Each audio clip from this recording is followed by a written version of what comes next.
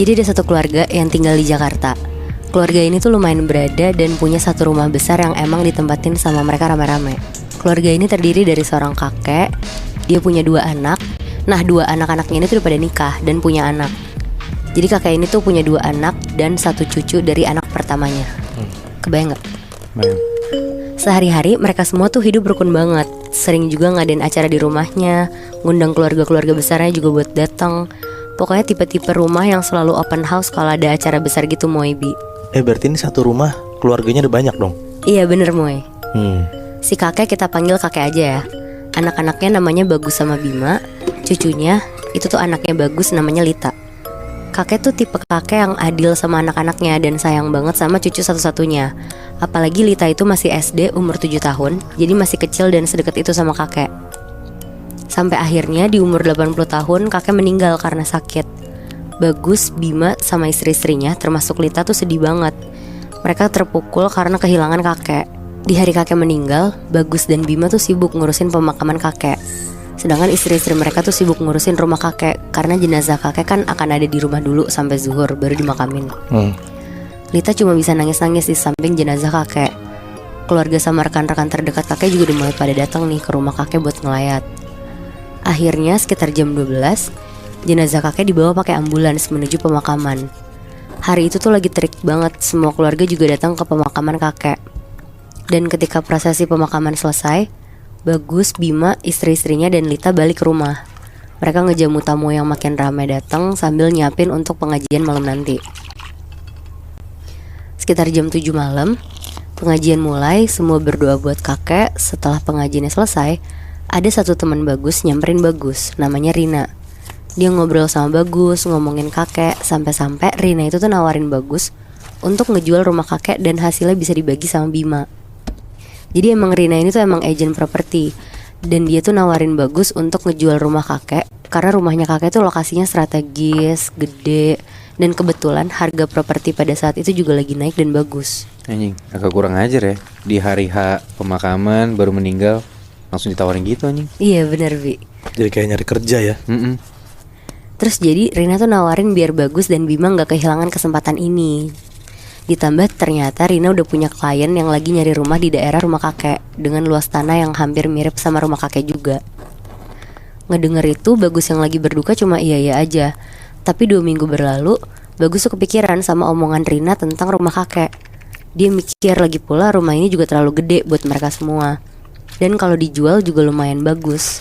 Terus Bima juga bisa beli rumah kecil dan sisanya buat jadi tabungan mereka kan. Akhirnya Bagus mulai buka topik ini ke Bima pelan-pelan. Dia jelasin semua yang dijelasin Rina 2 minggu lalu di hari kakek meninggal. Bima kaget banget dengernya dan agak marah ke Bagus. Bima sampai bilang, "Lo gila ya, makam bapak aja masih basah, lo bisa-bisanya mau jual rumah bapak." Bagus yang ngerasa ditolak sama Bima di saat itu tuh kesel banget, karena Bagus kan ngerasa dia anak pertama. Jadi kayak pride-nya tinggi banget kan Moebi. Terus ngerasa adiknya gak ada hormat-hormatnya sama dia. Akhirnya tanpa persetujuan Bima, Bagus mulai urusin sertifikat rumah kakek buat difoto dan dikirim ke Rina. Wow.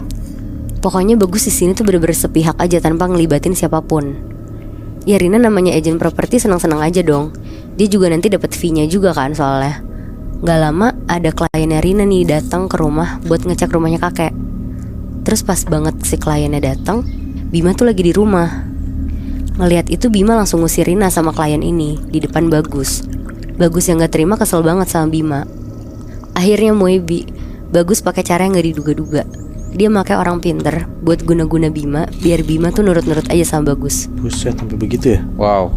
Setelah bolak-balik orang pinter, akhirnya mulai kelihatan nih hasilnya Moebi. Pas kliennya itu balik lagi, Bima udah diem aja, udah gak peduli sama mereka semua. Bagus ngerasa ini tuh berhasil banget kan. Dia pelan-pelan ngejalanin semuanya. Dan pas banget di malam pengajian 40 hari kakek, setelah selesai pengajian, Bagus tuh bilang lagi ke Bima untuk mau ngejual rumah kakek. Dan sesuai dugaan, Bima ngeiyain itu semua. Udah nih, terus pas malam-malam mau tidur sekitar jam 9 malam, Bagus istrinya sama Lita kan tidur sekamar. Lita nih emang sebenarnya tipe anak yang suka tidur jalan gitu Moebi, kayak ngigo gitu. Sampai sleepwalking tapi. Bener. Oke. Jadi kalau ngelihat Lita tiba-tiba jalan keluar kamar, Bagus pasti udah tahu kalau anaknya nih lagi ngigo. Biasanya dikejar sama dia biar dibalikin ke kamar lagi. Nah pas banget di malam itu, Lita nih jalan tiba-tiba keluar. Tapi anehnya Lita tuh lari. Dikejar dong sama Bagus cepet-cepet. Lita lari ngarah ke kamar kakek. Terus Bagus tetap ngikutin di belakang. Nah pas Lita mau buka gagang pintu kamar kakek, Bagus langsung stopin dan megang bahu Lita buat ngajak ke kamar lagi. Tapi pas Bagus pegang bahunya terus ngebalikin badannya Lita, tiba-tiba mukanya Lita tuh berubah jadi muka kakek. Terus bilang, Bagus, Bagus, kok gitu? Wah Bagus langsung pucet. Tapi karena itu badan Lita, Bagus gak ninggalin Lita. Dia teriak nama Bima kenceng banget, sampai semua orang yang di rumah itu tuh keluar dari kamar. Dan Lita juga ternyata keluar dari kamar mereka. Wah anjing. Nah pas Bagus balik badan lihat lagi ke arah kamar kakek, muka kakek yang dia lihat di badan Lita tadi tuh udah gak ada. Semua orang yang diceritain sama Bagus tuh gak percaya, karena nganggep Bagus itu tuh halu kan. Akhirnya semuanya nyuruh Bagus istirahat. Nah abis itu Bagus berusaha lah buat tidur. Dan pas Bagus ketiduran, Bagus tuh mimpi Moebi. Ada kakek ngeliatin dia, tapi mukanya kakek tuh marah banget di situ. Langsung kebangun kan dia. Itu tuh sekitar jam 3 pagi. Dia langsung keluar ambil minum. Pas dia lagi di dapur sambil minum, jadi kalau lagi di dapur tuh bisa ngeliat ke ruang TV. Nah di ruang TV tuh ada kursi goyang yang selalu didudukin kakek. Bagus tuh ngeliat di situ jelas banget ada kakek lagi duduk di kursi sambil goyang-goyangin kursinya. Ngeliat itu Bagus tuh makin lemes kan. Tadi di mimpi ada kakek, sekarang di dunia nyata ada lagi. Akhirnya Bagus baca-baca doa, terus teriak-teriak, jangan ganggu, bapak udah gak ada di alam ini. Dia teriak-teriak gitu sambil jalan cepat ke kamarnya. Pas dia ngeliat ke arah kursi goyang lagi, kakek tuh udah gak ada. Buru-buru lah akhirnya Bagus lari ke kamarnya.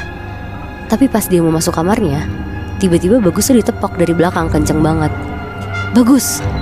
Kaget dong Bagus. Akhirnya Bagus kayak berlutut gitu, terus ngomong, maaf pak, maaf, Bagus gak jadi jual rumah ini. Besokannya karena Bagus sudah sadar, dia langsung minta maaf lah ke Bima dan ngakuin semua perbuatannya. Bagus juga langsung kayak taubat gitu dan minta maaf ke makam kakek karena sempat terbutakan sama harta. Abis kayak belum 40 hari yang dia pikirin udah ngejual harta bapaknya sendiri gitu kan Nat ya? Iya bener Moy. Makanya digentayangin lah sama si kakek ini kan. Terus berarti akhirnya si rumah itu gak jadi dijual kan? Gak jadi jual Bi akhirnya.